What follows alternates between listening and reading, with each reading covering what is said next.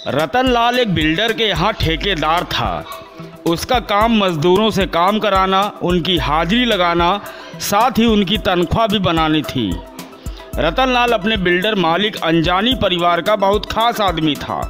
इतना खास कि जब भी कभी मालिक के यहाँ कोई पार्टी वगैरह होती तो सारा इंतजाम रतन लाल के जिम्मे ही रहता था और मालिक भी उस पर अटूट विश्वास करते थे।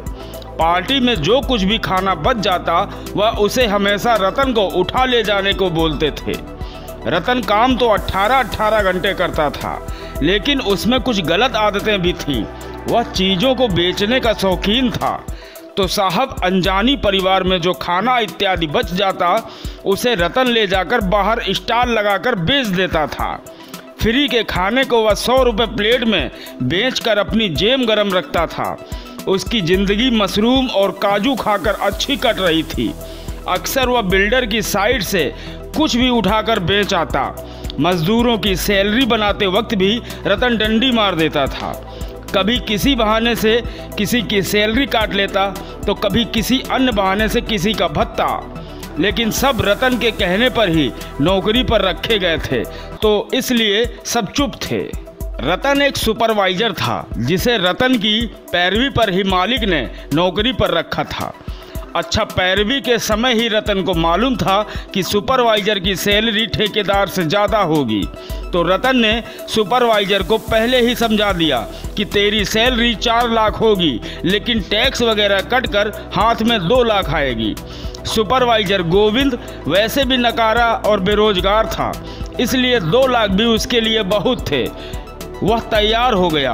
कुछ दिन बाद एक कागज सुपरवाइजर के सामने आया जिसमें उसकी तनख्वाह 4 की जगह 5 लाख लिखी हुई थी। साथ में बाइक, रहने की सुविधा और फ़ोन वगैरह की भी सुविधा शामिल थी। उसने तुरंत अपने एक पत्रकार मित्र को बताया कि सरकार उसकी सैलरी में फालतू टैक्स काट रही है। फिर क्या था, हल्ला हो गया। नियम के हिसाब से सुपरवाइजर की सैलरी से टैक्स कटना ही नहीं था, लेकिन एक अति महत्वपूर्ण नियम के मुताबिक सुपरवाइजर को पत्रकार से कुछ भी सच बोलने की मनाही थी। बस रतन ने हवेली पर बुलाकर गोविंद को बताया कि चंद पैसों के लिए गोविंद ने अपना मुंह खोलकर देश के साथ देशद्रोह किया है, लेकिन चूंकि सुपरवाइजर ठेकेदार से ऊपर होता है इसलिए वह उसे जेल में तो नहीं डालेगा, लेकिन अगली बार सुपरवाइजर बनाने के बारे में सोच कर बताएगा। नोट: कहानी काल्पनिक है और पीएम और राष्ट्रपति की फ़ोटो सिर्फ ध्यान खींचने के लिए लगाई गई है। इससे अगर किसी की भावनाएं आहत हुई हों तो मेरे ठेंगे से। कहानी साभार राजीव श्रीवास्तव। न गोदी मीडिया न विरोधी मीडिया, न इसकी मीडिया न उसकी मीडिया।